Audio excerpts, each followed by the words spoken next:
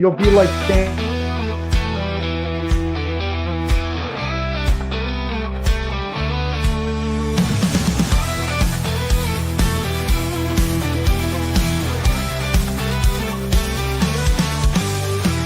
Game on, getting strong, let's break the mold.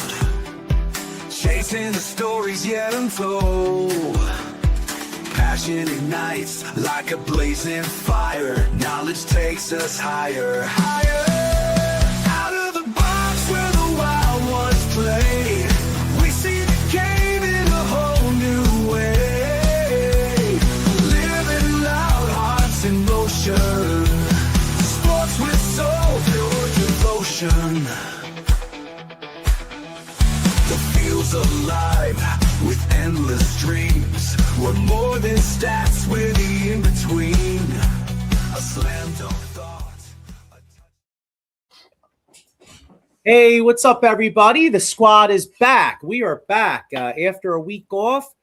Got a ton to get into. Lots going on in sports in general and Philadelphia sports. I mean, we got a relatively hot Flyers team right now that if the season ends today, not only are they in the playoffs, but they play the Pittsburgh Penguins in the first round. I know a lot of hockey fans would be looking forward to that. So we're going to get, a lot of times, feel like this show doesn't talk a ton of hockey, but I want to get some serious hockey talk tonight because this team's playing well enough and they deserve it. So we'll get some Flyers talk. Sixers are right now, if the season ended, they're a 6 seed. We'll see what happens there. They play the Sixers and Joel, and I think Embiid's playing tonight. So you're going to see Embiid versus Wemby. Sixers Spurs. That's an intriguing matchup. So we'll get a little Sixers talk. Phillies started off red hot in Colorado. I mean, the first inning, I think they had like 7 runs. The first game and the first inning, the bats were on fire.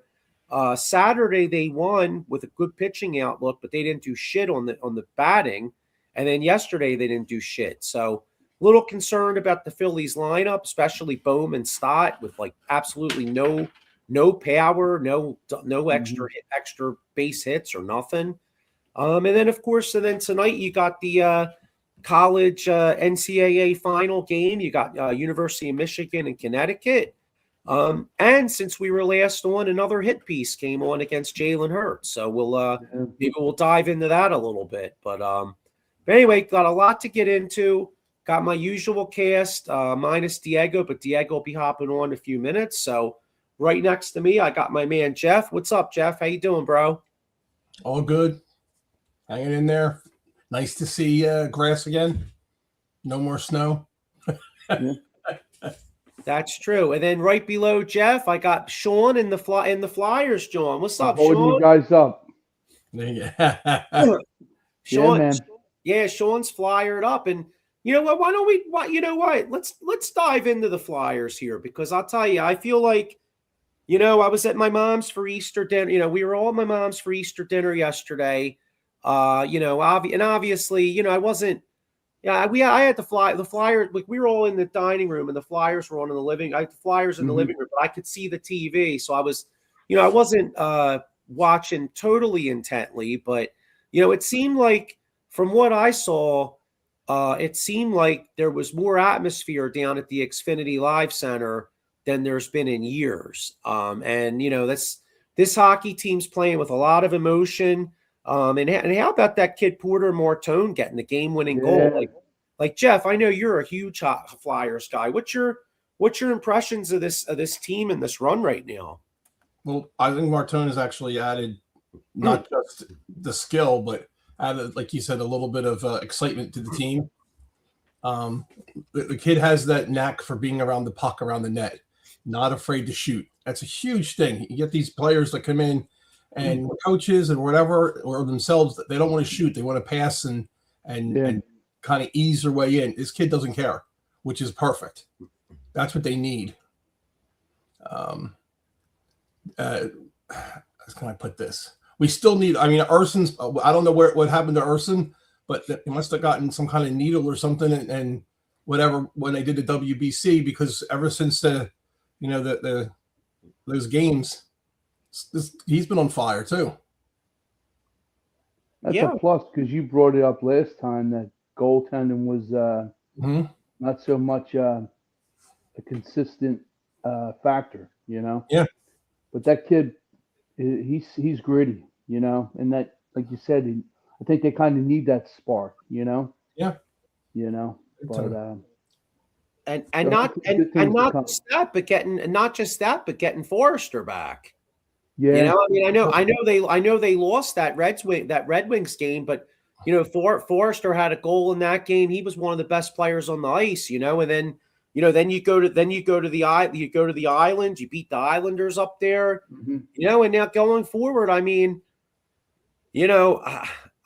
I'll be really disappointed if they don't make it now, because they've gotten all the help.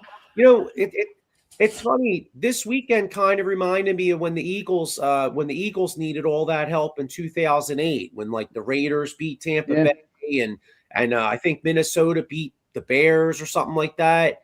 And then next thing you know, the Eagles beat Dallas's ass, and then they went on a run. But like Flyers got all the help they needed. The Islanders have gone in the tank. Shit, they just fired. It's in the Flyers' hands right now. We have 6 games remaining. Islanders have 5. It's really in our hands. We can just keep winning. If they can get with the 6 games, if they can at least win 4 or 5 of those games, I think we're in. Oh, absolutely. They hold the key, right? Yeah. Then the other thing too, like you look at the wild card standings. You got what, Detroit, Columbus, Islanders, whatever. And all that's fine, but to be honest with you, I'm only you could get in the wild card, but I'm mostly just looking at that 3 seed. So in my eyes, as long as we could beat out the Islanders, Columbus, and Washington, get that 3 seed, and then play Pittsburgh. Yeah. That's really what I want. I think the Islanders just fired Patrick Waugh yesterday. Yeah, I saw that. They hired DeBoer? Who was it? DeBoer? Yeah. Whatever. So I think that could be a little bit of a shakeup there, one way or another. They just weren't very happy with what he was doing, but hey, that's in our favor now. We have a kind of a team in flux. Yeah, and I thought a big result yesterday too, because Washington was playing well, but the Rangers kicked their ass yesterday. Yeah. So that was a big loss for Washington. But and Columbus is going in the tank. Like Columbus, I think lost at home. Winnipeg beat Columbus, I think, in Columbus the other night. And it's a good thing because all these teams are losing in regulation. Yep. Like Detroit had a huge comeback yesterday. I think they were down like 4-1. They tied it up. Yeah. And then what's his face? Minnesota beat them in regulation because that's the big thing with hockey. You get to overtime and then the team gets a point. So thank God, you know what I mean? True. So, but yeah, so looking ahead, looking ahead this week, we got the Flyers schedule here. Let me just pop this up. So, yeah, so huge week. Flyers got at New Jersey, and then I believe at Detroit. And then I think they host the Jets. So they got a tough schedule ahead of them, but with Detroit being right there, kind of like where the Flyers are, and the Jets are a good team. All right, so out of a possible 6 points, how many we getting? 4. You know what? I think 4. I think 4 kind of, because the Islanders only have 4 games left, I think. Yep. Yeah. I'll say 5. All right, so they get like an all-important point in one of those. Well, I think if they could get 5 points out of those 6, I think they're sitting really good. Let me look at this. Hang on. I'm going to look at this Blue Jackets schedule. So, all right, well, here's something that's good.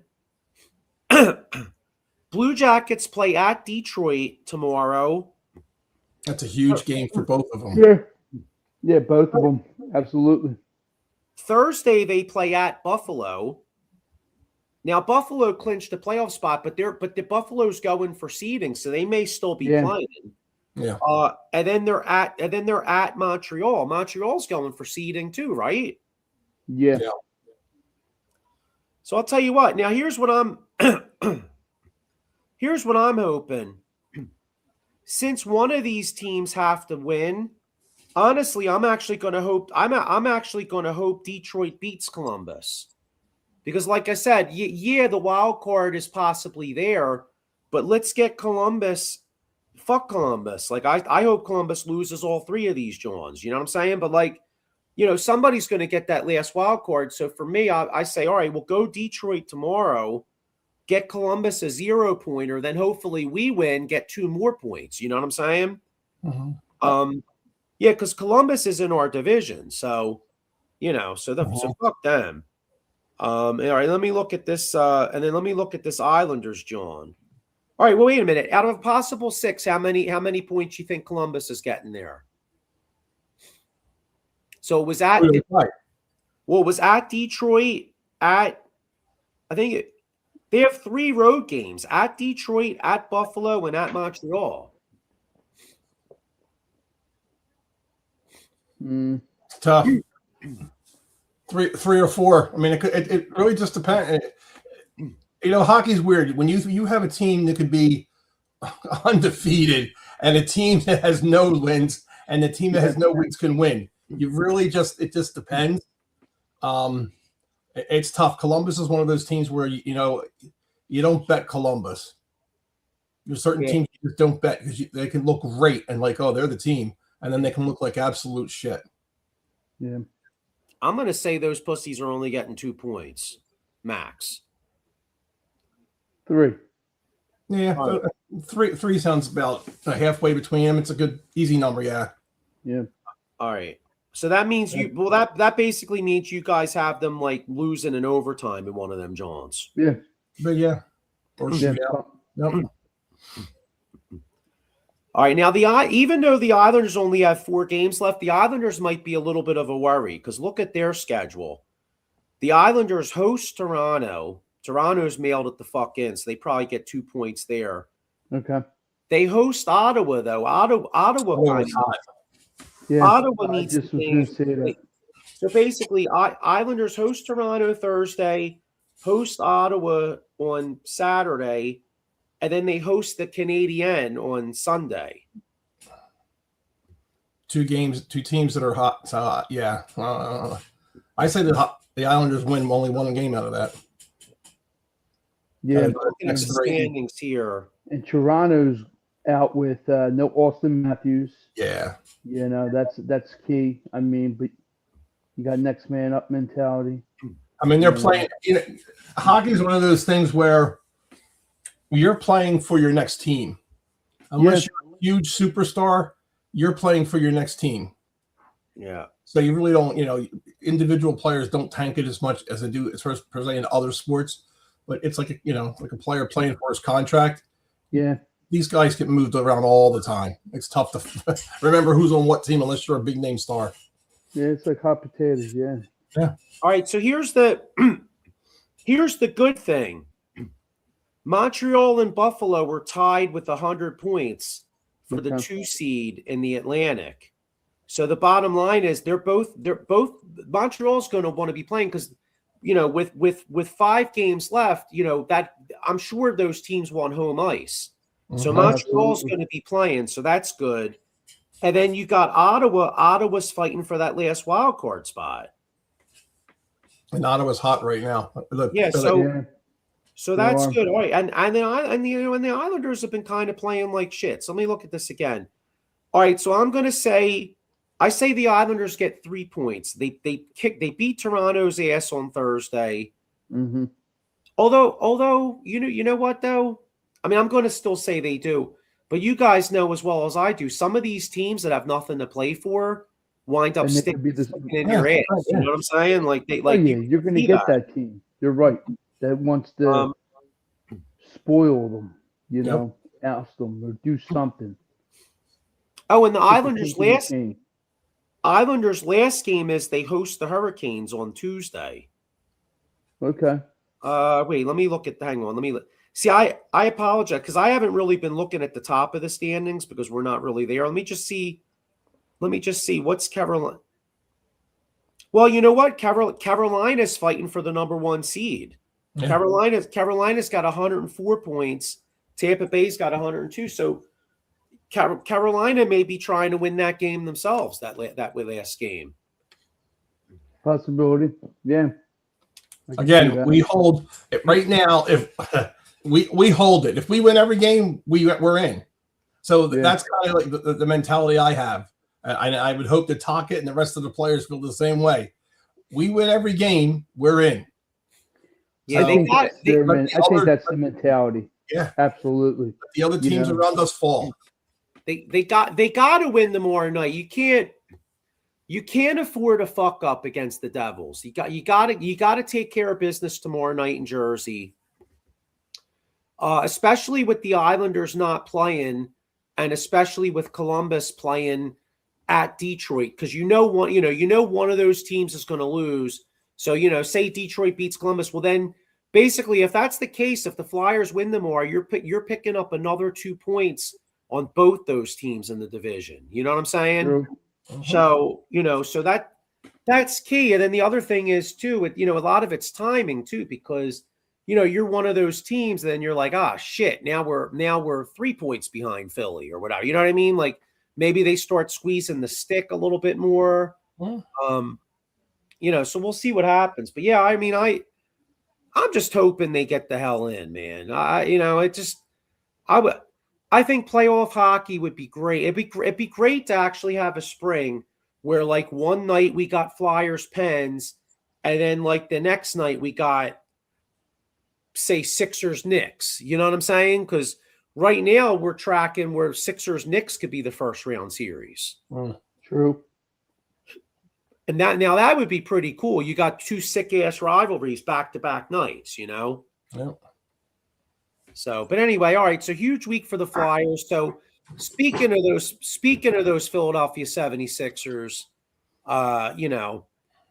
tell you every time I get excited about the Sixers, or I look forward to, I go, oh, Paul George is playing well. Oh, they're doing this, they're doing that. Then you watch some bullshit like last week where Joel Embiid misses 2 more games, one because he has the fucking sniffles and his bitch ass misses a film session. So then they sent him out, and then he whines like a little bitch, blaming the team, right?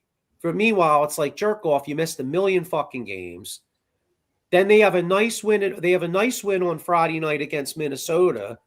Saturday comes, I know he hasn't been playing back-to-back games, but I mean, what the fuck, man? We're playing for seeding here. You got a chance to not play the play-in game, and then it comes out Saturday. It's like, oh, Embiid's not playing, and then we get our ass kicked.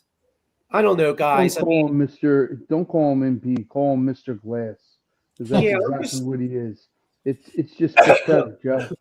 It's excuse after excuse. I think we all can agree. Yeah, they're never going to win a championship with Embiid. No. I mean, if anything, it's going to be the same old song. First round, or it ain't going to be second round. Excuse me, first round exit, and somehow something's going to happen. Unless you have Maxey and VJ go off. Yeah. Those two can pull something like that off.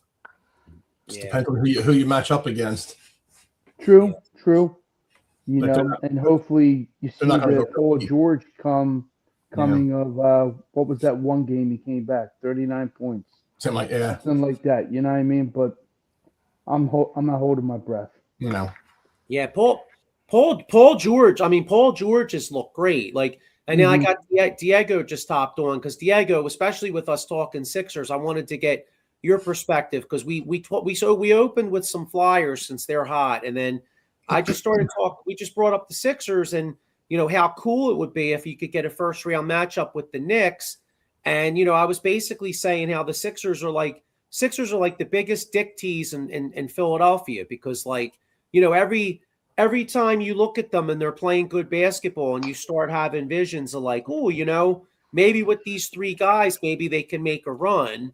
You know what I'm saying? With Paul George playing well, Maxey, Edgecombe, maybe a healthy Embiid. And then every time I get excited about it, some shit like last week happens where Jerkoff misses the game because he's got the sniffles and he can't go to film session, and then you have a nice win on Friday against Minnesota.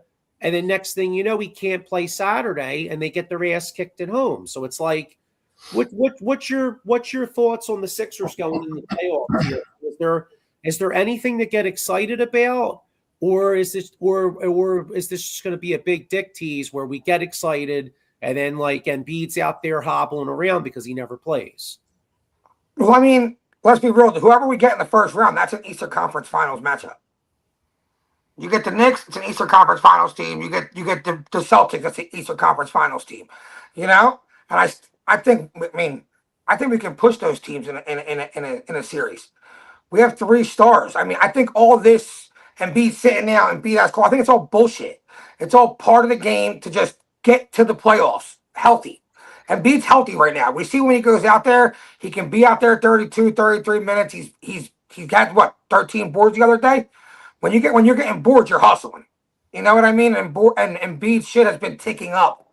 Like the block shot he had in the other game. He wasn't making that early on in the season. He wasn't even getting out there. I'm excited about the Sixers team.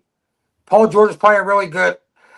You seen the bench he went with the other day when we beat the Minnesota Timberwolves?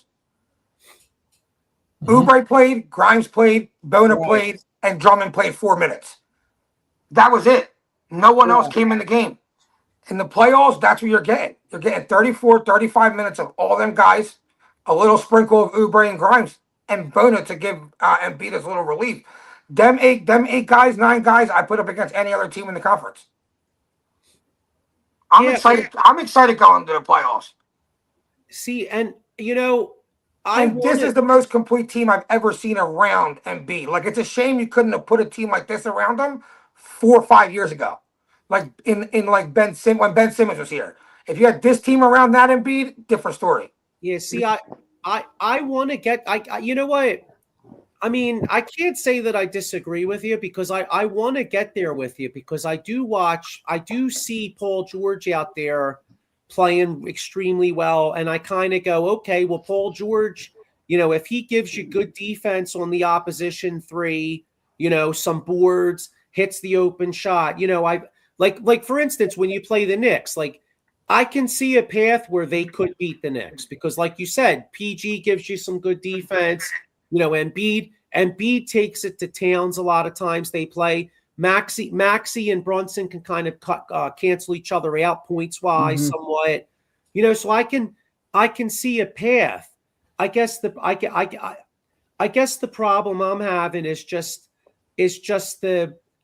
all the other bull. Yeah, I guess the problem I'm having, you know what it is, dude? I think I have Sixers fatigue from all these years. You know what I mean? Because like, absolutely, I guess I'm getting caught up in some of the bullshit because like. I'm just like so sick of the whole like, oh, I wanted to play basketball. It's like, well, shut up and fucking play then. You know what I mean? Like, you know what I think Paul George getting suspended derailed the plans of this team. So once he got suspended 25 games, I think they went with a complete different game plan for the rest of the year. Now it's not about winning 55, 60 games with our guys. Now it's about just getting to the playoffs, having him beat at 100%. Have all the other guys at 100%, and then whatever happens, it gets played out on the court. But I think the plan that they had when Paul George got suspended is playing out exactly how they wanted it to. You got a chance at the 6. You were winning games without Maxey, Paul George, or Embiid. Yeah, what do you guys think of this? I only glanced at this. I didn't really see this much. Did you guys see Maxey going at it with Nurse after the loss over the weekend? I didn't see that. No, I didn't see that. No. I saw on a clip on the news. I just showed a real quick clip, but they really didn't get deep into it. I'll tell you what, that dude for Detroit, Bickerstaff, is a stud coach. Yeah, you lose your best player. You lose arguably the MVP in the league right now, Flat for front, the yeah. number 1 seed in the East, and they're still beating the shit out of teams. Yeah.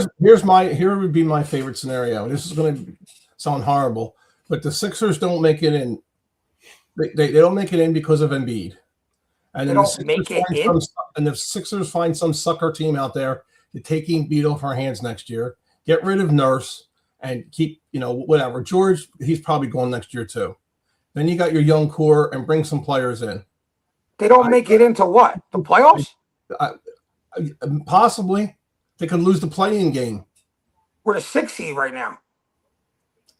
I don't know how many games they're going to win. I have no, like you said, like Joe said, I got a Sixer fatigue. I'm tired of the bullshit. They're not going to go anywhere. So what's your confidence in the Flyers? What does it accomplish being in the playoffs? Be honest with you, lower draft pick. What's your confidence in the Flyers? Let me ask you that. A lot of confidence. Next year. The Flyers have got a ton of money off the books, and if they're playing well like they're doing right now, we went through how they're doing. You got a lot of good going into next year. You should have a lot of confidence. They're going to pick up a goalie next year. That's going to be one thing. They're going to actually get a bona fide goalie next year, and then you got these other young studs around, and they really. You see how many guys they went through, guys that got let go, all those different things. So they got a good board now. They know that they need to pick up 1 or 2 big guys, one of them being a center and one of them being another big defenseman. They have to have some more toughness around them. They kind of the Flyers name stuff, but they've got money to actually bring in a player or two of a big name, and you've got other players who in the league now who might want to come to the Flyers, because who wants to go to a team that's rebuilding? Now they're done kind of, I'm going to say rebuilding, but they're starting to work up the steps now. They're starting to get higher up there. They're not just the joke team. See, I'm more excited about this Sixers team than the Flyers team. And I'm saying that like just going into the playoffs. I know Flyers are playing good hockey. Flyers are bottom 5 in the league in power play. When you can't score on the power play, you don't win. And right now, the players they have stuck on the power play. The last time we had a good power play, it's going to sound horrible. The guy that we got rid of too soon was Ghost. Ghost, he could really point the power play 100%. Yeah. But the Flyers aren't going to be good again, like good, and have a chance to really win until they can fix that power play. And it hasn't been good, like you said, in a really fucking long time. I just don't. To me, like I said, I'm a Sixers fan, Philly fan, but I'm just not, like I said, over the moon with the Sixers like you are. Yeah, I watch the games. I like the young guys we have. I love Maxey, DJ. I love these guys. They're good. I'm just I don't know if the word is complacent or bored. It's the best I've felt about a Sixers team since Jimmy Butler. Because when you look at all the years after that, the team never fit around Joel Embiid. No. Tobias Harris was in his way. Ben Simmons in his way. No athletic guys who could, run up the floor and they always had to wait for Embiid to get back in the play, for Embiid to get posted up, for Embiid to get the ball in position. Now it's like, oh, he's behind? It's all good. VJ's running, Oubre's running, Maxey's running. I feel really good about this team. The Knicks are good. The Knicks are good. The Knicks aren't as athletic as the Sixers. That one decision to get rid of Butler and keep Simmons is how many years now? 5 years? Yeah. 7, actually. 7 years. 7, and they paid for it for 7 years. We're not going to count this year because Butler's out, but let's say 6. 6 years of absolute shit because of what happened just from one guy going. And not only with his play, but I think his personality would have also helped the team too. Yeah, I mean, the only thing, like I said, there's a lot of me that, I mean, like Diego, they're like I said, I'm not going to sit here and say that I don't see the same things you do, because I do. I guess I have to see it. You know what I'm saying? Like, I got to see it first, because it's just like, you don't want to be let down. Yeah. I feel like we do see it though when they play. Yeah, but it's, I know, but I hear you, but it's so like the small sample size we got this year. What's like 13, 14 games where all the players played? Yeah. What are they, like 9-3? Yeah, but the thing that you know what worries me though, the rebounding, rebounding against the Knicks.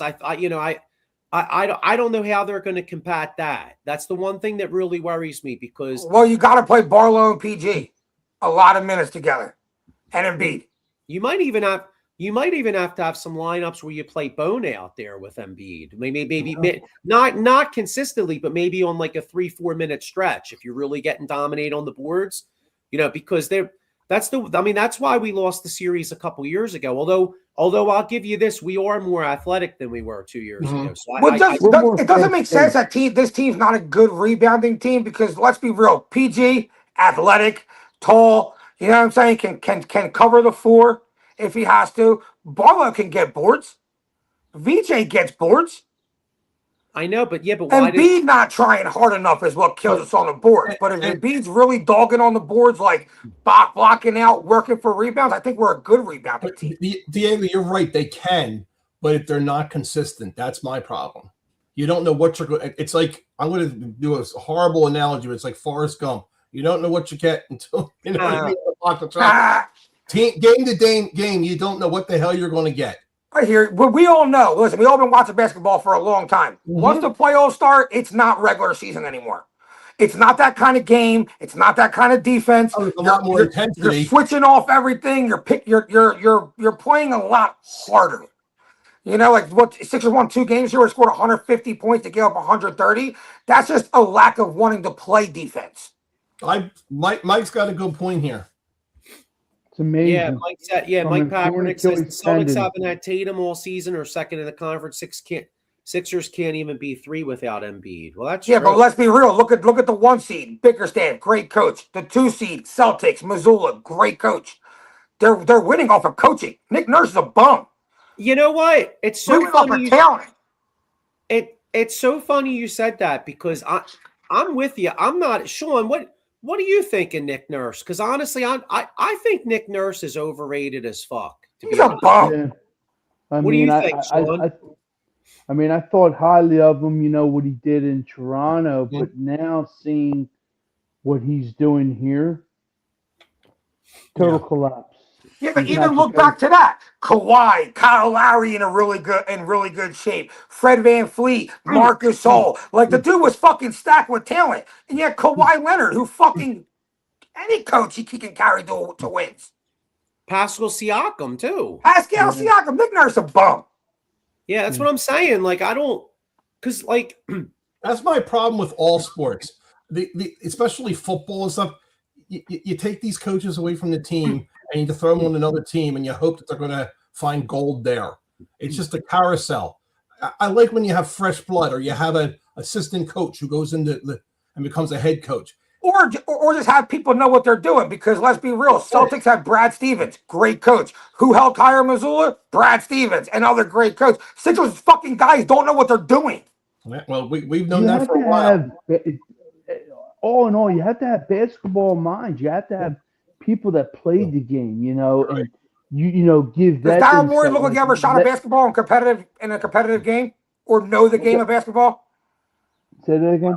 Does Daryl Morey look like he's ever played like competitive sports? Not a damn lick, just like exactly. He's a fucking money guy. That's all he is. No shit. He's at home playing Monopoly when everybody else was out playing pick up hoops. Yeah, but you know what though?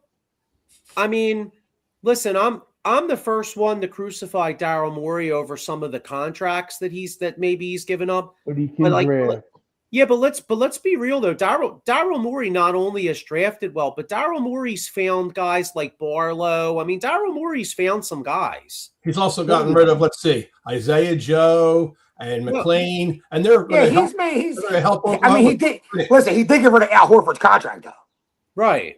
Which is huge. Right. I mean, so I mean, I think Daryl Morey don't know shit about like the ins and outs of basketball.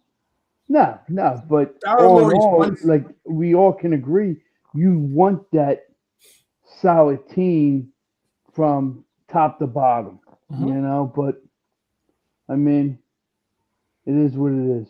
Yeah, it's again, it's hard. When he says they need AI to come back, yeah, are you saying we need to make a new player? One thing I've always wondered why, and I don't know why AI isn't some kind of a coach for the Sixers. I mean, I know he has. I think He'd be his like, demeanor- practice? Why we got He's one of the practice? hardest players. He's one of the hardest players. I mean, you know, I know Maxie and him are good friends, and Maxie looks up to him big time. You got to look up to what the guy did. Did you see basketball knowledge? I think you see the post he put up? No. I don't. Well, this week he put a post up and he was like, "You used to have to hide my jersey to play games." Remember, we were talking about practice when it came to me. He was like, "Never the game." He's like, "I always laid it out there for the game." He's like, "Nowadays you can't even get guys to play in the game." Yeah. You know, and no one's talking shit. He missed a couple practices. It was like, can you believe it? Yeah. I know. Yeah, I couldn't wait. I mean, even if, as bad as they were at times, I just loved watching him play because he gave it his all. Whether it was a game that nobody else could be on the floor, and he would just give it his all. I admired the guy for how well he played and did that, and I thought he would be a great coach because look, he's a guy that was always in trouble. Thompson took him in, gave him a chance, came to the league. Him and Larry Brown had their druthers, but you know, him and Larry Brown were actually pretty close for a while there. And they're still close now. So, you know, it's I don't understand what the Sixers mindset is. Homegrown. I don't know about him being a coach though, bro, because like think about it. How the fuck could AI expect motherfuckers to be there on time? Well, like AI be calling. He's gonna be late. Can you imagine AI be calling a meeting at like 10:30? All the players would be like showing up at 11, and they'd be like, "Damn, this motherfucker still ain't here." It'd be like 12 o'clock. You know what I mean? Yeah, like, is that the best press conference of all time, though? I would give him a chance to change. You know what I mean? I just think I don't think he's ever going to change. I don't know. It's a I don't know. I would hope he would change. AI. AI. You know who AI should coach? He should coach the cheerleaders basketball team, the strip club down in the city. Yeah, that's the team he should coach. There's no way that AI could be a coach. AI would have no fucking interest in being. Not a head coach. I'm not saying a head coach or even an assistant coach. Not even an assistant coach or a water boy, Jeff. Nothing. Just one of those. I mean, a shooting coach or whatever you want to call them. They can make up a freaking position. I know what you mean. Yeah, that's what they got. They got to make up but I kind of feel like he is that. He's always like on the sidelines. He's probably back in the locker room talking with the dudes. He probably kind of is a coach without being a coach, kind of. You know, not a coach, but like someone to talk to if you need to talk to somebody. Yeah. Yeah. AI's like the cool drunk uncle that's in the stands. You know what I mean? Like the player goes up and they're like, "Yo, Unc, like, what am I doing wrong?" And he's like, yo, dog, yo. When he gets to your right, he's like, cross that motherfucker over. Right. Like, yeah, bring it back to your left. You know what I'm saying? Yeah, like that type of John. You know what I mean? But then the other thing is too, like, some of the greatest players don't make the best coaches because, like, I mean, although Larry Bird actually was a pretty good coach, though. Actually, I'll give him that. Larry Bird did a pretty good job with the Pacers, but like a lot of times the great players aren't great coaches because, I mean, think about it. You're such a great player. You got like some dude that has like limited athletic ability, and you're expecting him to do the shit you did. You know what I mean? Like, can you imagine, like, can you imagine being, like, imagine if Kobe was a coach, like when Kobe, like, you know, imagine Kobe be like, "Oh, well, dude, you just got to do this turnaround." And motherfuckers looking at him like, "Dog, you're Kobe." Fuck you expect me to do Kobe is bringing out that best in you. When you think you're not going to do it, yeah, he'll make you do it and think you can do it. You know what I mean? That Mamba mentality. Yeah. Isaiah Thomas was absolutely a horrible coach. Yeah, but like I said, Larry Bird was, Magic wasn't a good coach, but Larry Bird. Doc Rivers was a fucking bum. Yeah, you know who was as good as gold. Yeah. You know who was a good player who was a good coach too was Jerry Sloan. Jerry Sloan was he was good for Utah. Yeah. Jerry Sloan was a good coach. I'm trying. Oh, and then of course Phil Jackson. Fuck. I mean, Phil Jackson was a player, and Phil Jackson was a great coach. Now you could say a lot of people would look at Phil Jackson and be like, "Oh, well, anybody could coach Michael Jordan, Scottie Pippen, Shaquille O'Neal, Kobe Bryant." That's not easy to do. That's what I was about to say. For all the people that say it's an easy thing, it's actually a fucking hard thing in a lot of ways because you got to manage all them egos. So look. He coached Kobe and Shaq, and the inevitable kind of happened. You know, they were like, "Peace." That's a situation that's happening now and last year or whatever with Topper. Same situation. He's got these big names there. He needs to coach them. He's more of a friend to them than the real coach. I think that's why they brought in Mattingly, because Mattingly will be a lot harder on them and make them accountable more than Thompson will. Yeah, Well, Eddie Thompson's Prather too says damn, Phil wasn't laid a great back. player. No, I got you, Eddie. I just meant as like a player, a coach. Yeah, Phil Jackson was like a role player. Mike Papperner Jr. says, I would not be surprised to see LeBron coach Cleveland or LA and coach his sons. I'll tell you what, LeBron James about to punch his son in the face yesterday.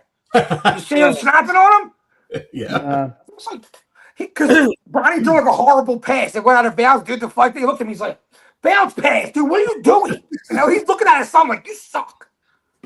He was being a dad. He wasn't being a player on that. He was being a dad on that. He is for it, though. Speaking of that, boy, the Lakers, I mean, just poor Lakers. Oh, I was going to say Luka's out. Austin Reeves is out. Eddie Prather says LeBron being a coach would be a train. It would be. I don't think he would be a good coach. He doesn't have that.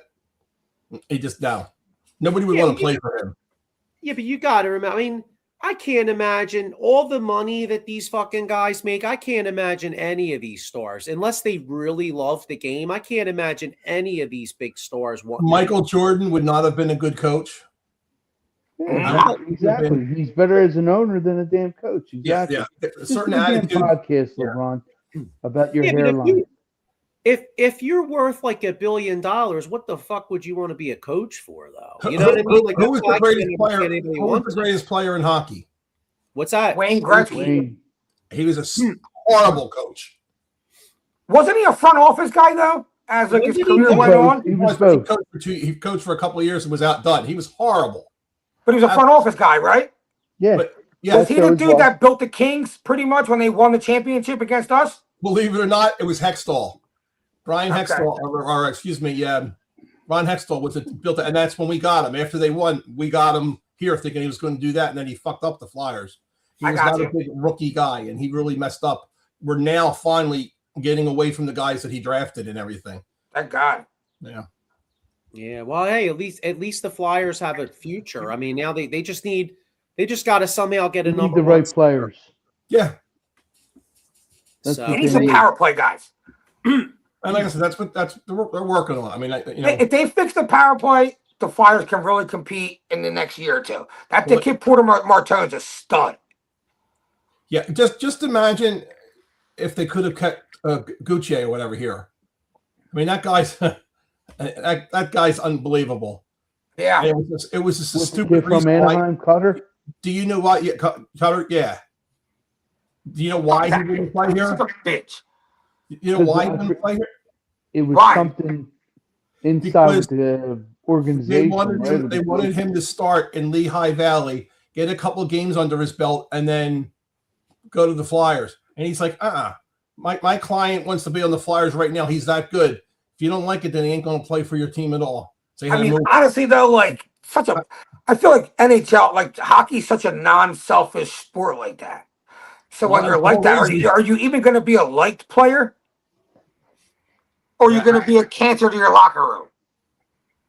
Now, if had he been here, he might, like I said, if they would have let him play, fine. If anything, they could say, all right, whatever, play 10 games or whatever. And if you're not pulling your weight, then you're going to go down. And he wanted to be a prima donna, put it mildly. Is he doing really good in Anaheim? This prima donna is kicking ass. Is he doing really good? Yeah. I got to admit, I have him in fantasy hockey. I haven't paid attention to him, so. Yeah, and you know what he's doing. Yeah. Hey, go ahead. Sorry, Joe. But Anaheim sucks, don't they? Who, Anaheim? Yeah. No, I think they're pretty good, aren't they? They're pretty good. They during the beginning of the season they weren't that great, but they've worked their way up again. Are they in the playoffs? I don't know. Last time I looked. I'll tell you in 1 second here. Let me look. I think they are actually, but I don't know. I didn't look. I don't know the West Coast. The team that's not there is the Panthers. One of them years in a row, they're done. Well, the Ducks are good. The Ducks are good. The Ducks are tied with Edmonton for first place in the West. They both. They're good then. All right. So the kid's making a difference then. Oh yeah. Oh yeah. And they're a tough team. They're a big team too. So they got speed. They've got obviously talent, but they also got some big guys there. They're ready. They're one of the big teams ready for the playoffs. Yeah, the Western Conference blows. Like a lot of those teams, like the Flyers would already been in the playoffs in the West. Yeah, Like the West, you've looked at that. Yeah, the West has like first place teams with like 87 points. that's because Well, they're what's big. the other conference? What's the other conference or the other division in our conference? They got like 104, 102, and Yeah. 100 Yeah. points. Yep. Yeah. So I'm looking here. The Sixers are going to have a hard time staying out of the play-in, like because look Yeah, at because they're gonna get their fucking ass kicked tonight. well, you got Sixers are at San Antonio, then they're at Houston on Thursday, then they're at the Right. Pacers Friday, and then they host the Bucks. That's at least 2 wins though. The Bucks suck, and Well, the The Bucks Pacers. they're going to have to beat the Bucks and the Pacers, and Yeah. then hope that somehow you can win one of these two. Yeah, I mean, yeah. Yeah. I mean, okay. I think Toronto has an easy couple games left, right? Let me see. Raptors schedule. I feel like they got like Miami and Orlando at the end of the year or something. So the Raptors have actually they host the Heat tomorrow night and Thursday night. Then they play at the Knicks and then they host the Nets. So they got 3 wins. Yeah. Now are we tied with them? We just hold a tiebreaker. Yeah, we just hold a tiebreaker. So I mean, in reality, you got to win 3 or 4. yeah. Fuck. See, that's why I get pissed off at the big jerk off missing all these fucking games. Yeah, I Because mean, now even we like might have to have a play in. Now we might have to literally do the fucking play in. yeah, Yeah. and play Boston. See that's why the shit drives me insane, Diego. Like I hear you that healthy, yeah, maybe they could do a few things, but seeding matters. You know what I mean? Like now you're at a point where you're like, oh shit, boy, I hope Toronto can find a way to lose a couple games. Yeah, And I it's hear like- you. Seeding does matter a lot, but it's always mattered, and we got nowhere. So I feel like there's like it doesn't matter.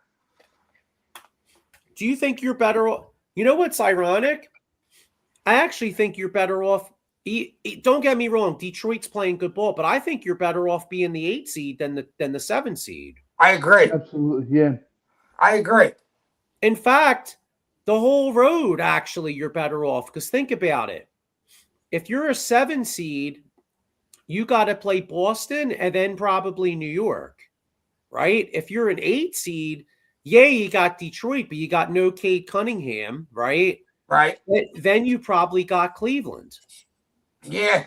I would take that. The problem is you can't go into the play-in and lose on purpose. No, I know. I totally understand. Yeah, you're right. Because especially if you're the 7, because if you lose that, John, then all of a sudden, oh shit, then you better beat the 9 or 10 seed. Right. Right. But So what about our Phillies? First of all, the word Taiwan should not be on the roster. Wait, can the Sixers win tonight? I think they can win No. tonight. I think they can win tonight. Any team can win any day. Just depends how we play. Seriously, think about it. Yeah, but like I get that, but I mean they have a legit chance. Like they match up well. They're not. It's not like a puncher's chance. You know what I mean? Like what's the line? They're getting 8.5, so Spurs are highly favored. They're gonna get fucking smoked tonight. Sure. See, They're not gonna Are they win. on the road? It's in San Antonio. Oh, okay. All right. Yeah, they're gonna lose tonight. I think they cover. Maybe they cover, but I was hoping it'd be like 4.5. Then I could be like, yeah, they have a chance to win. 8.5 kind of seems like they know they're gonna Tell you lose. something, yeah. Well, we'll see. I mean, one thing, and Embiid will probably be motivated. I feel like Embiid's one player that does pose problems to Wemby. He can get him off his spot. Yeah. He's He does big, he's very well athletic, against, he San plays you Antonio. at the 3-point line and he's long. Well, Yeah. we will see. But getting Yeah. back, so And then Big getting usually plays good against like the better bigs in the league.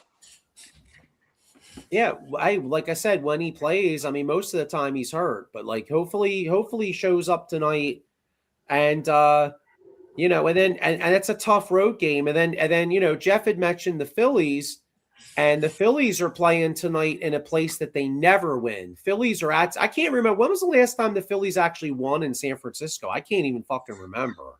I feel like we get swept every time we go It's been out a there. while. No, San Francisco's not very good right now. They're in a slump themselves. They're having problems, but that doesn't mean anything. I'm not taking that away from him. Well, you know what? I'll tell you what. Sometimes when you go to San Francisco, you get your ass kicked so bad when you're the Phillies that you get some injuries. And when you get injuries, you got to call my man Jason Fine, aka Attorney Big Al. Motor vehicle accident, slip and fall, workers' compensation, or personal injury claims. He's got 3 offices throughout Pennsylvania, New Jersey, 1 in Philadelphia, 1 in Cherry Hill, and 1 in Pittsburgh. So, anyway, Taiwan Walker needs to go. I'm sorry. No bullpen, nothing else. He's done. And that first inning, he should have been pulled, and that should have been the last time we saw him on the field. Well, Taiwan will probably be gone as soon as Zach, or he'll at least be a long man. Yeah. There were reports they said when Zach Wheeler comes back that they were going to release Taiwan and eat the contract. I hope it's true. I can't take the Phillies serious right now. It's too early in the season. I understand that. It's my boys are the same way, saying, "Dad, relax. It's early." Yeah, like last year we were talking crazy at the beginning of the year. But you're already seeing. My thing is this, and I'll give them to you, and you can throw what you think against it. Harper is struggling really bad. Harper's washed. I'm sorry, Harper's washed. We have him here for a while, and that scares me. He's washed. He's past his prime. What Dombrowski said is like, we'll see if he can get back to the player he was. I 100% believe that. Besides yesterday's game, because like I said, it was just out of it. It just started off like shit with Walker. But Harper's been up. I've counted 3 times now with 1 or 1 out with guys on second and third and struck out or hit a weak ground ball. Yeah, I also think Alec Bohm behind him doesn't do him any justice. Bohm is Bohm. Stott was great for the 1 year. We were all high on him. We all thought he was going to be the next coming of whoever, Ryan Sandberg, let's say. He's not. He's still a good glove, but his bat hurts him. And the guy whose bat used to hurt him, and all of a sudden he's like we've got the second best batting average since last June, Marsh. Yeah. Whatever reason, he's hitting the ball great. And they're fine with that outfield. Yeah, Marsh looks like he's found something. I mean, the only problem with Marsh is he can't hit lefties, but he's been hitting lefties. That's the thing. That's what's kind of weird. Well, I was going to say I can get by with Marsh. Yeah. The problem, but when you have, you look at their lineup. I mean, you got what? You got Turner, Schwarber, Harper, really, and then you got Crawford's hitting well in the 9 spot. Mm-hmm. And then Marsh is hitting well. But other than that, the lineup blows. Yeah, it blows. I flip up Crawford up top the lineup. Garcia's not doing too bad, but I feel like you got to swap Garcia with Bohm. I think Garcia's got to be 4, only because that way, like say in a big spot, right? Bohm's not scaring you, so you're gonna throw Harper 4 pitches. Harper knows Bohm's not scaring the pitcher, so he's fucking trying to do too much. Adalis at least gives him the peace of mind where he's like, all right, this guy got power. Let me just get on base, and then hopefully he can get one out the park. Bohm doesn't give you that. The other thing is, what I'm starting to see and believe now? I don't think pitchers are scared of Harper anymore. They know if they throw the ball on the outside. I'm watching, not just watching them as players, but I'm watching Turner and Harper again close. And I don't know if it's me thinking this because whatever, but can they not see the coaches and all the people in that team? Can they not see that Turner is swinging like he did 2 years ago? No, Turner's had a great series. He's using that one hand instead of using both hands, where he won the batting title last year. And Harper, he's going for that stupid outside pitch, but he's pulling his leg out. He's pulling back, and he's not going into the ball.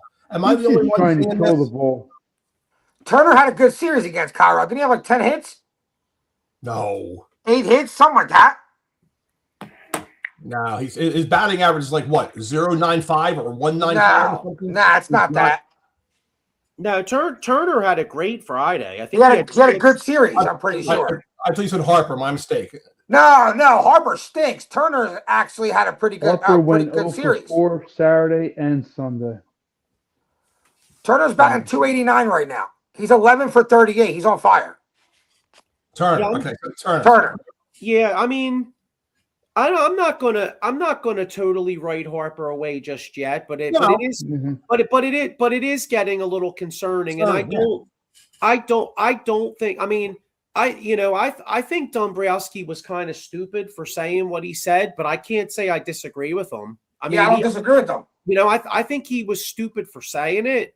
Yeah, But Harper may never be a lead anymore. Harper, you may have to hope, and that's the sad thing. If you think about it, this core had like a nice 3-4 year window to get a World Series, and now a lot of these guys are getting older. They're going to have to win it with their pitching, and they're going to have to hope a couple of these young guys really step up and develop. Yeah, That's what they're going to need for sure. Philly's got to get young around old. Yep. By the way, you talk about washed. I'm sorry, JT's washed. That was a bad contract. I would not have brought him back. It was a panic move. Exactly. They panicked. He's fucking washed. But they're saying, like, even what do you call it? Kruk and what's his face? He basically back for his catching knowledge and his arm. He does have those. His bat, they said if they can give you like a 220, 230 average, it evens out because he's one of the best defensive catchers in the league. I don't know. And he's only one of it. He hits in the playoffs for the Phillies. If we have enough players hitting the ball, you probably wouldn't see much, hear as much about how bad he is batting and everything like that. Yeah, that's the problem. We're not hitting. They can't cover him up. Yeah. Yeah, but I know. I mean, I agree with you on all that, but the problem is though they don't have a good enough lineup, and you're paying them. I mean, I hear you, dog, but you're paying him $15 million a year. I mean, I could get a good defensive catcher for a lot fucking cheaper than that. You know what I'm saying? That's all I'm saying. But why save the money though? Well, I'm saying, I mean, I'm saying if you could have used, I'm saying it would have been nice. It would have been nice if you could have used the money on a Bichette or something. You know what I mean? If you could have used the money else. Situation. He's sucking his ass up in the Mets already, so I'm happy with that. And the Mets just put Soto on the IL. Soto's on the IL, so that makes me happy too. But I think they really kept JT for his defense, but also for him working with Painter. Yeah, Painter looked good. JT came out in an article and said, for a young guy, he said, I didn't have to wave him off once. He said he studied that lineup up and down and was very impressed at the players and what pitches to throw. And he said he didn't wave him off once on the pitch selection when it was sent to him. So hopefully that's a good sign.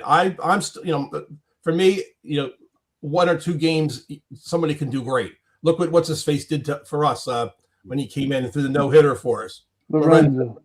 And then we kicked the shit out of him. He was the one we got the 7 runs off of.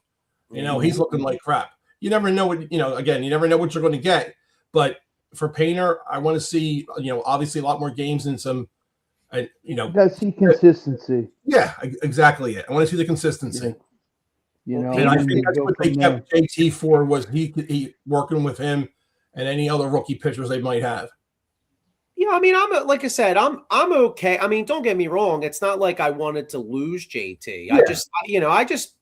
I don't know. Wasn't many options out there. Think about it. There wasn't really many options out there for a catcher. Yeah, no, I get you. I mean, I'm not saying oh my God, it's horrible that he's here. I guess what I'm saying, I just wish they had done more for the lineup. You know what I mean? Elsewhere. You could have got Hunter Goodman in a trade, the guy that we played yesterday from the Rockies, but they chose not to, I guess. And yeah, Painter actually pitches tonight. Painter. So that'll be interesting. Mike Packard Jr. says, "Well, the Phillies are hoping Painter works out, or this pitching staff will be fucked." I agree. Yeah, they still got Sanchez and Lazardo signed for a minute. Yeah, and you still got Wheeler for a couple more years, and then you got Nola's going to be Nola. I mean, I think Nola Nola will give you a decent outing for a fifth starter. I agree. mean, if Painter can be decent, then Nola's your number 5. He's overpaid number 5. Don't get me wrong, he's well overpaid for number 5. But honestly, if you look around baseball, Nola would probably be one of the upper echelon fifth starters. He'd definitely be the highest paid one. Yeah. It's true. He needs to be traded to a team that has a big ballpark because he always serves up 1 or 2 meatballs during the game. You got that right. Well, I was going to say Nola. You know where Nola would be good pitching in San Francisco. Like a part. People do hit homers in San Francisco, Sure. but a lot of those nights it's kind of like, although we can't pitch in the cold, so he'd be kind of fucked there. We're not Arizona or Oakland. Yeah. Yeah, you know what? Yeah, Arizona in particular. Yeah, you're right, Sean. That's actually a great point. Yeah, because yeah. The iron pits in Cole Park. Yep. So, but all right. So let's look. Zach Wheeler got shelved his last outing with in the minors. Yeah, he's going to be throwing an extra. They said he's going to throw an extra game. They were looking at 3 games down the minors. They said he's going to throw another game. He had 2 really good ones, then he sucked last game. Yeah. All right, let's look at the Phillies' upcoming schedule. Excuse me. Before we get out of here, Phillies have 3 in San Francisco, and then the Diamondbacks come here this coming weekend. So 4-1, 5-1, 5-1. Wow. Okay. I go 4-2. Walker's going to be in there somewhere, so we're going to lose that game. I'm with Jeff. Yeah, you know what? I hate to say it. I'm going to be kind of pessimistic. I'm going to say 3-3 only because even though the Giants are struggling, we never win out there. So, but I'll give us 1. I'll give us 1 in San Francisco, and then 2 out of 3 against Arizona. So I'll say 3-3. What's up with the national championship tonight? Who do you guys got? Michigan. I got to keep her. I like Michigan a lot. Yeah. I'm coming with the upset. I'm going with UConn. Play, man. What's that? I'm going with UConn. Yeah, I'm going with the upset. Michigan's better. Michigan's a decent amount better too. Yeah, I like Michigan to win and cover. I think the line's like 6.5. I like 6.5. Yeah, I actually like Michigan by like double figures. Yo, what about the Gino and Dawn Staley thing? Yeah, I was just going to. I'm gonna beat his ass. I'm gonna beat his ass. Wow. Fuck that dude, Gino Oriyama. He thinks because he fucking had bomb squads his whole entire career, had the best WNBA players on his fucking team every year, won mad championships. People should like kiss his ass or something like that. Yep. He shook his fucking hand at the beginning of the game. I'm not shaking it again. His own player ripped their jersey. Yeah. Well, you know, it's just typical dude coaching in a fucking woman's sport. Typical, he's fucking soft. Right, and the other thing is too, even if I'm not defending him at all, trust me, right? But just say hypothetically, even if he had a point, because he was saying how he was like, oh, she's always attacking the referees. Bro, you do the same shit, probably. It's the same thing. So, but regardless, just hypothetically, just humor me, and we'll just give him a pass on that. You still need to shut the fuck up. You're gonna come off looking like an asshole, dude. Yeah, you got your fuck. You know what he came off field looking like? If he would have won that game, he wouldn't have gave a shit that Dawn Staley came and shook his hand or not. He lost, and he was being a sore loser. Exactly. Like taking his fucking ball home. Like, dude, you're like 80 years old. You won like 40 championships. That's embarrassing. Yeah, no, I'm with you. That's what I'm UCLA saying. put an ass whipping on South Carolina. Yeah, they did. Let's fast forward. All those starters had double digits, bro. Like Who wound up winning? Because I don't. UCLA won the national championship. It was on yesterday. throttled. 79 to something or Yeah. 70 something to like 50 Yeah. something. They crushed them. Oh, so South Carolina shot their load by beating Connecticut, probably. Yeah, exactly. They did. Exactly. Yeah. You know. Yeah, that happens sometimes. You know, you that happens. That happened years ago. Old school Eagles fans remember the Eagles in night. I mean, we were just little kids, but when the Eagles beat Dallas in 1980, they were favored against Oakland, but the Eagles shot their load versus Dallas, and then Oakland beat their ass in the Super Bowl. Mm-hmm. All I remember from that Super Bowl was Jim Plunkett's head being squashed into his helmet. Yeah. Remember seeing those pictures? Yeah. Oh my God. My dad printed Super Bowl Oakland Eagles plot, like a pamphlet, like the game booklet or whatever. Oh, okay, yeah. Mm-hmm. Yeah. Interesting. So. Yeah, that happens sometimes though. So sometimes you try so hard to get over that that hump. Yeah. And then you get over the hump, and then you still have that one last step, but you spent so much energy getting over that hump that the other team comes up and bites you, you know? Yeah. True. Yeah. Very true. I remember in 2004, it didn't work out that way because the Red Sox were so hot that they won. But I remember kind of thinking, like, when the Red Sox beat the Yankees, like, boy, wouldn't it be something if the Cardinals fucking beat them now? You know what I'm saying? Yeah. But the Red Sox wound up winning it. So True. But you never know. But all right, guys. Well, I guess we'll wrap this joint up. Hopefully by this time next week, the Sixers are cemented into the 6th seed. The Flyers are getting ready to play Pittsburgh, and that'll be great because we'll have a lot of good fun shows coming up. If we could get a Sixers Knicks and a Flyers Penguins, they're great series ones. It's exciting. I'm actually excited for the Flyers. They can make the playoffs. Playoff hockey's awesome. It is. Yeah. There really is no sport where the playoffs are that's better than ice hockey. I kind of agree. Like when the Flyers are really good, dude, then playoffs get intense because it's low scoring. I love hockey. Obviously, love the Flyers to death, but I don't watch as many games of other teams. I'd rather watch other things, and I'll flick back and forth, to see what the scores are. But playoff hockey is just rough and tumble pounding. You leave each game battered and bruised. Doesn't matter who you are. They just go all out. And it's nothing like it. Plus, you don't like the WNBA? What's that?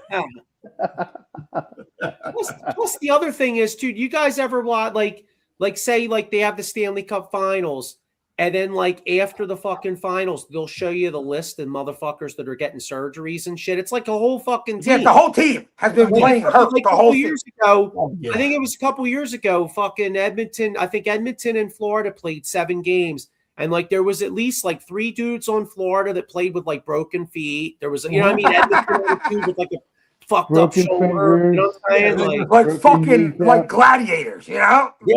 Yeah. That's it. Yeah, playoff hockey it's different. It is. If you ever want to convert somebody to like hockey who's not a hockey fan, have them watch playoff hockey because they don't know it's not like that during the season. When you have rivalries, a game is like that, but there's nothing like playoff hockey. Dude, them Pittsburgh Flyers playoff games are fucking rough. I know. Yeah, that's why we need it. I mean, if for all the hardcore hockey fans out there, I can't say that I am. I mean, I used to, and I freely admit, when I was growing up, the first team we Sean and I did an old school last year. It was excuse me, last May we did the Keenan era Flyers, and we had Brian Propp and Lauren Hard on, and it was a great show. And I remember saying that was the first team that made me fall in love with sports was the 1987 Philadelphia Flyers, because you talk about a team that had fucking heart. I mean, those guys. Oh, yeah. Now, first Dave off, Brown. First off, the Flyers were an extremely talented team. I mean, they had a lot. They had a lot of talent. You had Brian Propp, Dave Poulin, best penalty kill tandem in the National Hockey League. You had Tim Kerr, power play guy. But as talented as the Flyers were, I mean, geez, they played a fucking Edmonton team that had like 6 Hall of Famers. You know what I mean? Larry No, they Curry, did. That Gretzky, Oilers, I mean, that Oilers team might have been the Yes, greatest team that was ever assembled. And the Yeah. Flyers took them 7 games. You know what I Yeah. mean? they So, did. but I loved hockey back then. And then, then of course the Lindros era, like Now you know what was what got me loving hockey was the Keith Primo, Simone Gagne, fucking them guys. Yeah. Coming back against Boston. Stages. They've gone through different stages. One thing that was always there is the team was going to beat the shit out of you one way or the other because that was Ed Snyder's way of doing things. You're always going to have 1 or 2 players that would go out there and pound. Now that Ed's been gone for a while, they're going for the speed and all the European guys and the whole 9 yards. But like I said, you got to watch certain teams like Anaheim because Anaheim's big and they've got speed. That's the kind Look at the one guy on Anaheim. He took out Austin Matthews with that 30 hit. Yep. As big as he is. Well, that's it's a shame. space. Wilson. His name is it Wilson? Yeah, Radko Gudas. Oh, fuck! He got the Yeah. shit kicked out of him. He was our guy. Half the Yeah, I players remember on the Radko league- Gudas. He got beat up right after that. Like the next He knew couple it. games. He knew it. He went right out on the ice and he was ready. His gloves, he said his gloves were halfway on his hand because he knew as soon as the puck was dropped and he hit the ice, they were going to go after him. And you saw, he's a big guy, but he went ahead and just like kind of covered up because he knew they were gunning for him. Yeah. Yeah. Diego, your nephew said Simmons was his dude. Yeah, Wayne the Train. Yeah. I mean, I think it'd be good to have him. He could score. He could throw him. Yeah. So, all right, guys. Well, look, like I said, hopefully next week we'll get more hockey talk, more Sixers talk, and I guess Go Phils. Phils. Yeah, go Phils, and Go 3 of Sixers. Yeah, and you know what? I didn't get to the Eagles shit because honestly, I didn't really feel like talking about the Hurts hit piece. We'll get into that. I'm done. I'm out of here. I'm tired of all these stories and all this shit. I'm tired of all the Hurt stories and all this shit. Me too. All right, guys. We'll see you all next week. All right, guys. See you next week.